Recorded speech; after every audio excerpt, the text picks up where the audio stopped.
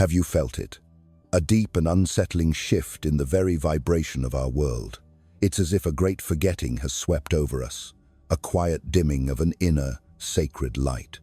This is a message for the souls who feel this dissonance, for those who sense that in an age of universal deceit, the simple act of seeking truth has become a spiritual rebellion. If these words resonate with the deepest part of you, let your energy be known. Like this message, subscribe to the frequency, and share your own awakening in the comments below with a simple, "I am awake," so that others may know they are not alone. What if I told you that the growing emptiness you perceive isn't your imagination? What if the noise of the world is intentionally designed to drown out the whispers of your soul? We are living in a time where the hollow is honored and the sacred is sidelined. Stupidity is no longer a void of knowledge. It is a celebrated performance, a currency in a bankrupt spiritual economy. Loud, shallow, and proudly ignorant voices are amplified, becoming the false prophets of our time, offering a fast track to a fame that starves the soul. Ask yourself, when was the last time wisdom went viral? When did a moment of profound, nuanced truth trend across the digital landscape? We have cultivated a culture where the most meaningless personalities hold the spotlight, where fleeting clips designed for instant gratification receive more devotion than timeless, thoughtful truths. Millions are drawn, like moths to a false flame, to content that requires no spiritual energy to consume and even less courage to question. This is not some passing cultural phase. Understand this. It is a systemic spiritual crisis. We have architected a reality where hollow entertainment is rewarded over divine substance, where clever memes and digital illusions replace the sacred discourse of the soul, and where the frantic, fleeting flash of light is valued more than the steady, eternal glow of reflective conversation. There was a time when our public spaces were arenas for the sacred wrestling of ideas, for the honorable dance of debate and dissent. Now, they have become battlefields of empty slogans, knee-jerk reactions, and endless, soul-numbing distractions. We scroll past the philosophers to laugh at pranks. We swipe away expert insight to chase the fleeting vibration of a trending sound. And the greatest tragedy is that this is not by chance, it is by design. The culture that surrounds you no longer merely reflects our collective consciousness. It actively molds it, shapes it, and, in many ways, imprisons it. The media you consume, the influencers you elevate to pedestals, the content you reward with your divine attention, all of it is a form of programming. It is teaching you that being liked is more important than being aligned with truth. It whispers that reacting from emotion is faster and more powerful than responding from a place of rational, centered knowing. It screams that it is far more profitable to be shallow than to be a soul of profound and serious depth. The algorithm, the invisible god of this new age, does not care for truth. It has no concept of wisdom or the soul's journey. It cares only for one thing: your attention. The result is an entire civilization being trained not to think, but to react, not to question, but to consume. And over time, this relentless consumption rewires the very neural pathways of your being. It changes what you find meaningful, what you honor, what you respect, and ultimately, who you listen to. You might believe this is all harmless, just a bit of entertainment, a momentary distraction from the weight of the world. But when a culture's entire incentive structure rewards the performance of stupidity, then stupidity ceases to be a lack of knowledge and becomes a master strategy. People learn, and they learn quickly, that dumbing themselves down, oversimplifying the sacredly complex, or even faking ignorance, is not just a viable brand, it is a pathway to power. You see it everywhere. YouTube thumbnails screaming with exaggerated, grotesque faces. Politicians speaking in hollow catchphrases instead of profound policy. Viral posts that are rarely accurate but are always loud. All of this sends a devastating signal to the next generation, that complexity is boring, and that intelligence, the light of the mind, is a threat to be scorned. So ask your higher self, when did we, as a collective, begin to confuse the deafening noise of the world with the sacred sound of knowledge? When did we start mistaking mere visibility for true spiritual value? The truth is unsettling. We exist within a system that does not just tolerate this spiritual slumber. It actively monetizes it. It promotes it. It glorifies it. And if we fail to recognize this divine pattern, we will awaken one day into a world where thinking deeply is no longer seen as a virtue, but as a liability. A world where the life of the intellect, the exploration of the soul, becomes a forgotten relic of a bygone era. A world where the shallow don't just survive, they reign. But the story darkens further still. The stupidity we see today is not merely tolerated or celebrated. It is meticulously, carefully crafted. We have entered an era where ignorance is no longer a disadvantage. It is a calculated, weaponized strategy. The rise of the dumb but rich persona is no accident of culture. It is a perfected formula. It is a performance, engineered to appear relatable, harmless, and endlessly entertaining. And the rewards are massive: followers, sponsorships, power. In a world where your attention is the ultimate currency, playing dumb has become one of the greatest economic advantages. Look around you. The people given the most airtime, the loudest voices in the room, are rarely the most thoughtful. They are the most outrageous. It is controversy, not competence, that drives the clicks. It is shock value that wins over substance. And behind the screens, behind the carefully constructed personas, lies a chilling realization. Authenticity is now less valuable than virality. Why would anyone take the long, arduous path to develop wisdom when they can generate a lifetime's worth of attention by simply creating noise? Why would they offer profound insight when shallow exaggeration performs infinitely better? We have created a media ecosystem where the smartest thing to do is to act stupid, and millions are eagerly catching on. This profound shift has fueled a deeper cultural pathology, a virulent strain of anti-intellectualism. We don't just ignore the true intellectuals and wisdom and keepers anymore. We actively mistrust them. Experts are labeled as elitist. Scientists are mocked as being out of touch. Thinkers are dismissed as irrelevant.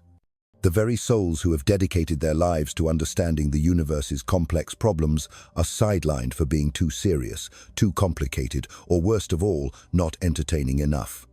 It is a quiet, insidious war on depth, fought not with weapons, but with laughter, memes, and viral trends. And the battlefield is the screen you hold in your hand. These platforms are engineered by design to reward immediacy over reflection, emotion over evidence.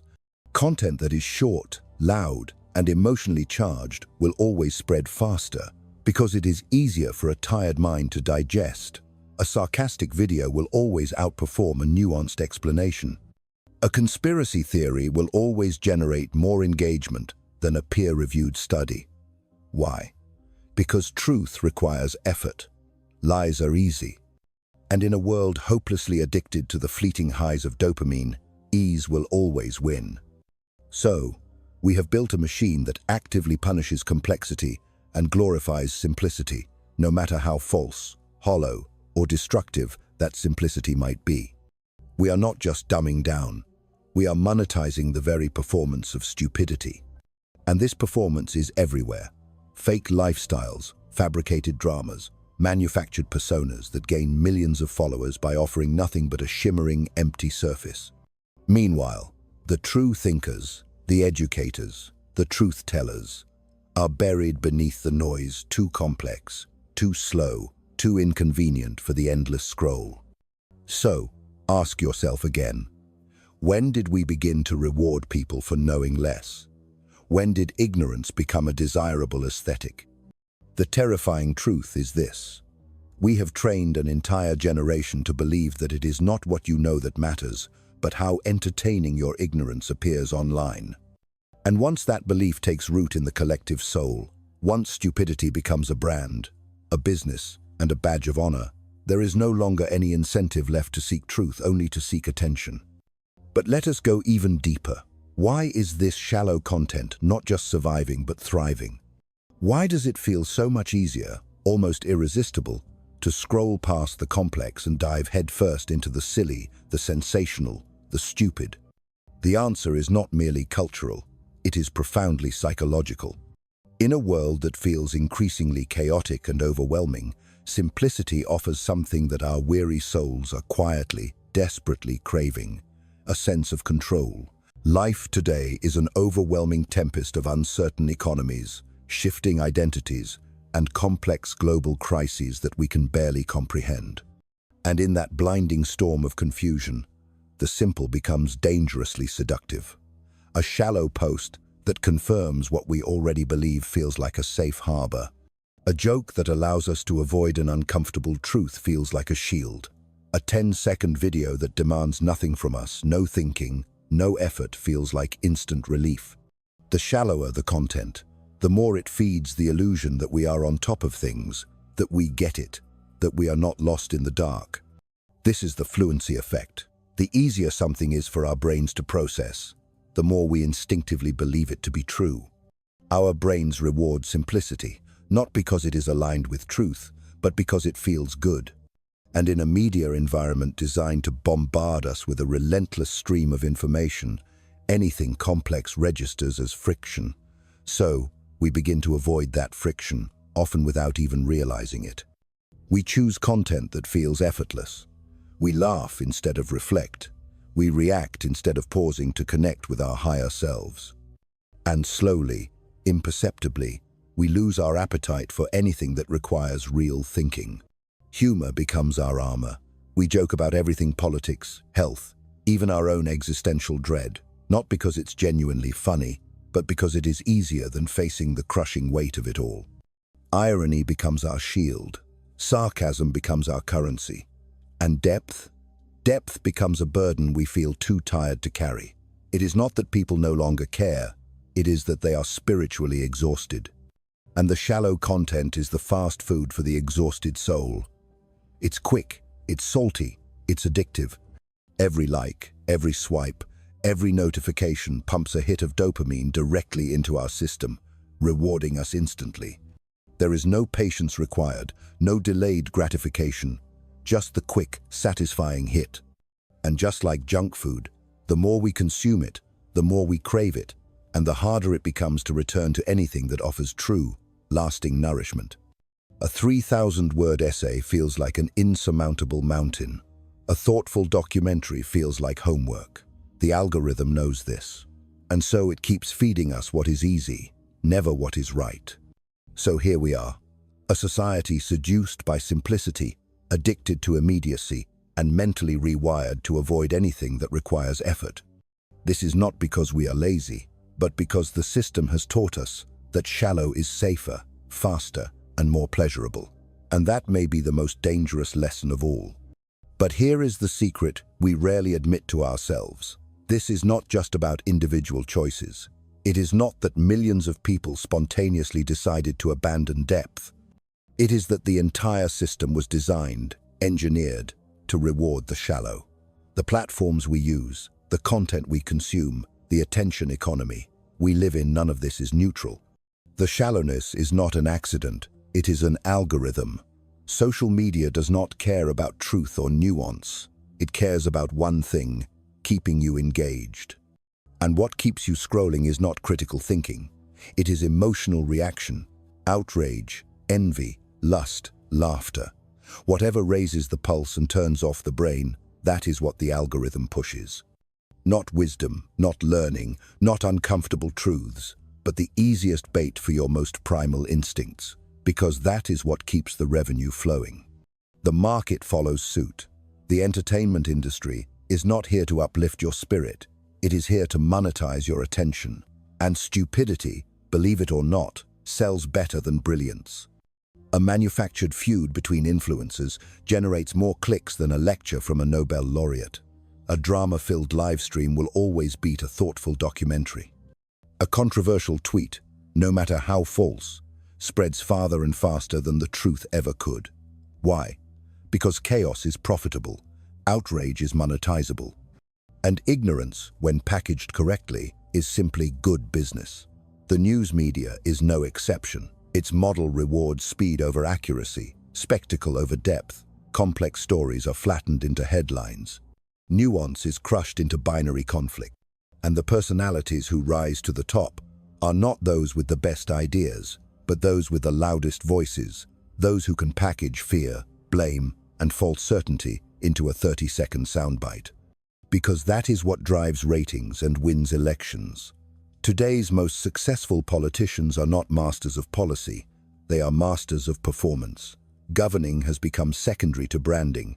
We no longer elect leaders, we elect content creators. In this environment, anyone who dares to speak with nuance, with honesty, with complexity, is drowned out by the noise. So, before we blame ourselves, we must understand the bigger picture.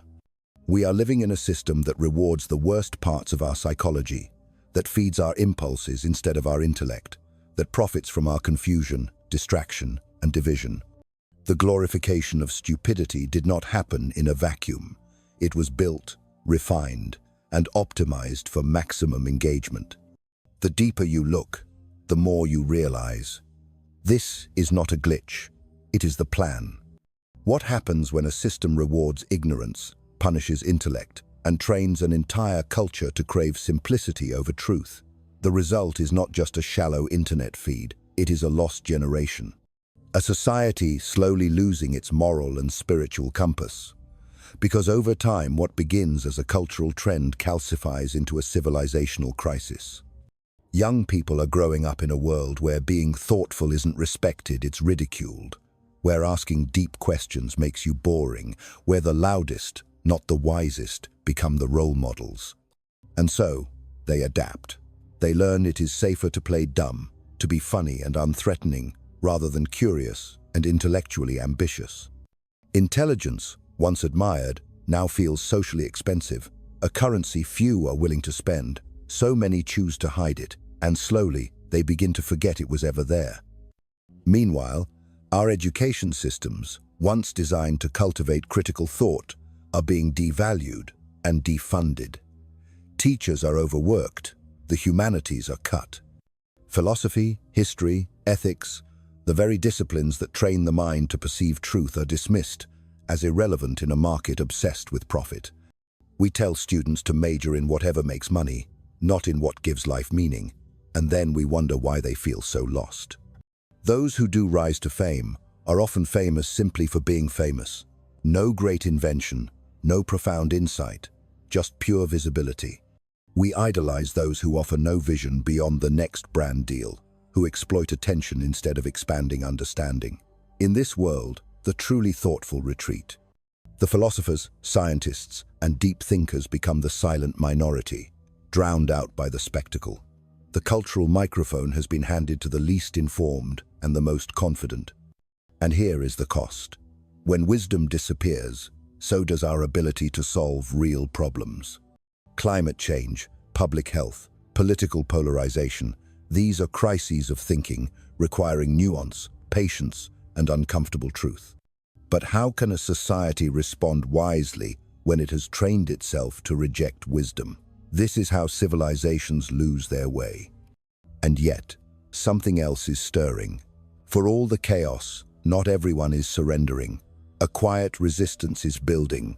It is not loud, it is not trending, but it is real. A growing number of people, especially the young, are questioning the system. They are pushing back against the shallowness, the digital overload. They are not shouting, they are unplugging. They are choosing less screen time and more intentional living. They are reading long-form books again, choosing depth over dopamine, not because it is easy, but because it is necessary.